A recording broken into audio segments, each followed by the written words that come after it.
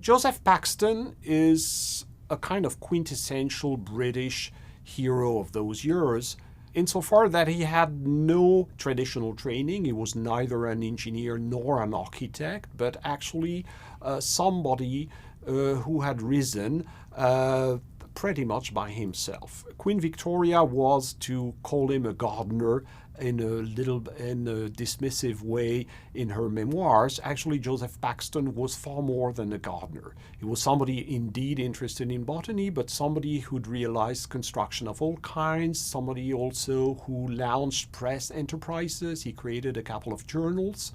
And above all, and that's true, he was a gardener in that respect, he had become the chief gardener of the Duke of Devonshire and responsible for the management of the main estate of the Duke in Chatsworth. Chatsworth was a magnificent castle, but it hosted a very large botanical collection. The Duke himself commissioned expedition to bring tropical species and acclimate them in Chatsworth. If Chatsworth is mostly known today for its beautiful grounds, it was also a highly experimental place where Paxton realized in particular two experimental greenhouses which will play a role in the initial design of the Crystal Palace. Paxton's main realization in Chatsworth was the Great Stove, a giant greenhouse started in 1838 and completed in 1840. It was at the time one of the largest greenhouses ever built.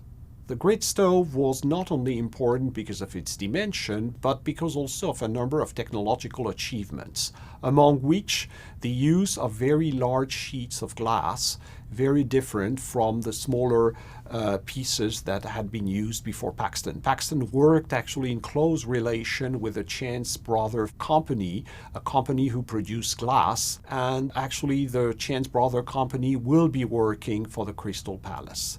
The Great Stove has disappeared today, but it was much admired by the contemporaries, among other things, not only because only of the technology, but also its sheer size. You have to imagine that it was as high as the vaults of a Gothic church, something quite impressive, which enabled the greenhouse to host trees inside.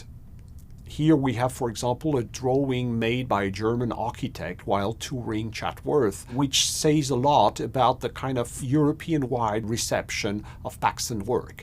So, gardener perhaps according to Queen Victoria, but a gardener of a very special and elevated type. Another key realization of Paxton at Chatsworth was the 1850 lily house that he built to host the giant lily plant called the Victoria regia. This was actually a very rapidly growing plant, which entailed actually rebuilding an entire greenhouse for it alone. There, Paxton actually used a completely innovative roof principles using much longer sash bars supported by cast iron trusses that would actually be the very principle for the Crystal Palace roof techniques. One of the key intuition behind the Lily House was that a great resistance could be achieved by thinking of structure not necessarily in terms of very large and massive structural members, but through a more web or lattice-like way of thinking. Something that was inspired allegedly to Paxton by the very lily flower he had to shelter in the Lily House. Here we have Paxton's daughter sitting on one of the leaves of the Victoria regia, and these leaves were rigidified through this kind of intricate web, which was a source of inspiration for Paxton. And the whole Lily House is actually a complex system that functions a little bit like what we would call today a kind of space structure. As we can see here, they're relatively long sash bars, which are supported by cast iron girders, but the whole thing functions a little bit like a web, which was one of the principles at work in the Crystal Palace. Here we have a more detailed view of the Paxton roofing principle, which is, may look looks simple, but which is full of refinement. For example, the wood beam actually rigidified through iron cables, a little bit like a truss. You may note also the grooves at the base of the wood beams. They are actually meant to allow for the water produced by condensation to be evacuated. The genius of Paxton lies not only in the general conception of his building, but also in the kind of very close attention paid to details. And as we will see, details at the scale of the Crystal Palace become no longer negligible. I have insisted on the use of large sheets of glass by Paxton, glass produced by the Chance Brothers factory. It's quite interesting that glass, which is with iron one of the most emblematic materials of the industrial era, remained relatively artisanal. It was blown. Typically, people blew cylinders that were then opened and flattened in order to produce sheets of glass. While iron, of course, knew very important transformation in terms of processing.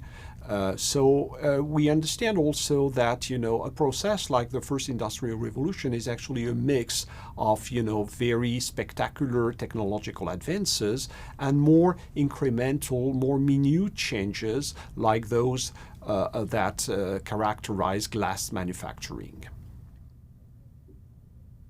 So how did Paxton enter the story of the Great Exhibition? Actually, through a series of serendipitous coincidence. Paxton actually had begun sketching.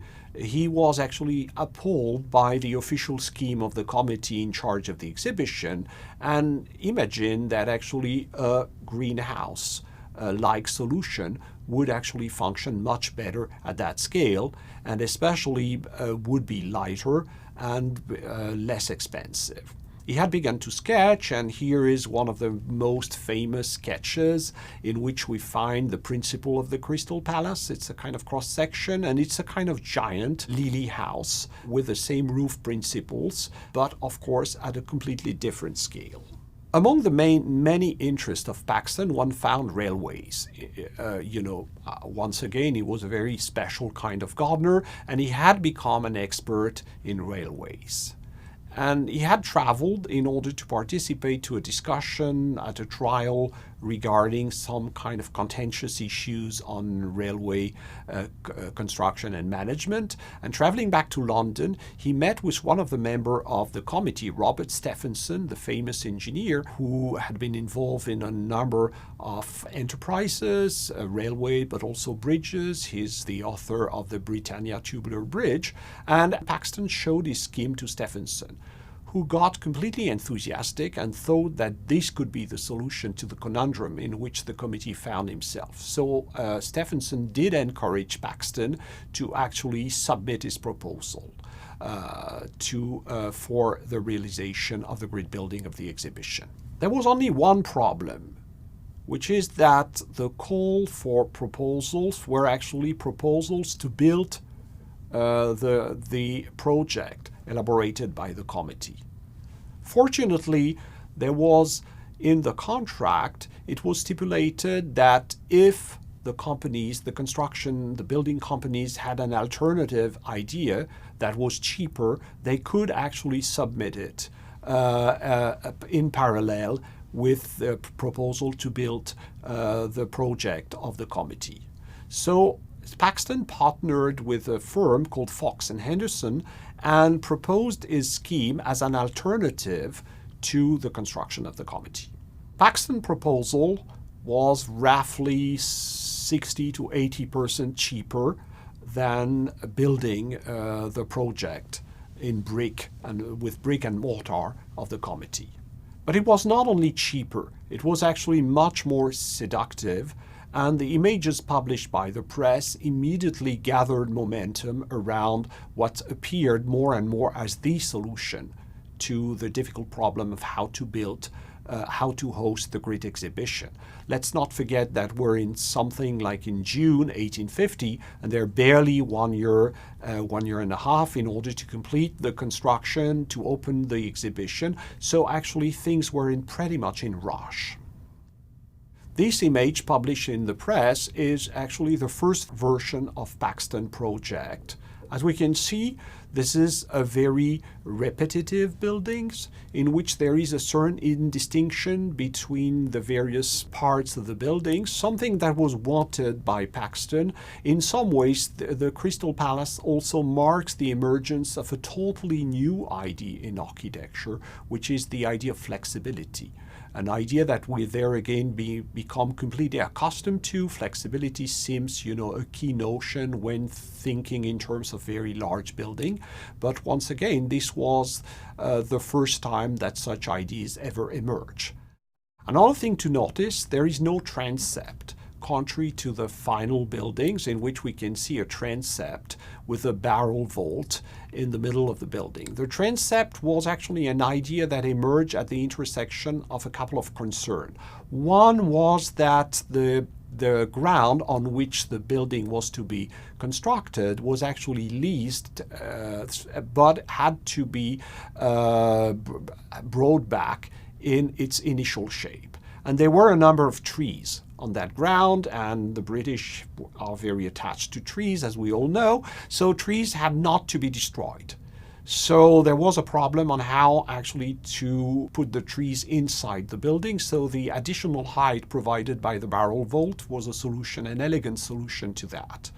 A second role played by the transept was actually to improve a little bit the lateral bracing. It did improve the bracing, but one has to say that actually Paxton and Fox and Henderson, its builder, were quite lucky because the bracing was still pretty imperfect, and had a storm or something happened, the Crystal Palace could have been in serious trouble. This was a building very rapidly designed and with a number of structural flaws that have become evident to the eye of historians studying retrospectively how it was designed. I said that the building was enormous. It covered on the ground something like 800,000 square feet, something quite unheard of at the time. In addition to that, a second floor brought some additional 200,000 square feet, so in total it was almost 1 million square feet, something that enabled to display all the artifacts that had been secured by the committee, the organization committee for the Great Exhibition, but there again, something that one had never seen before that building.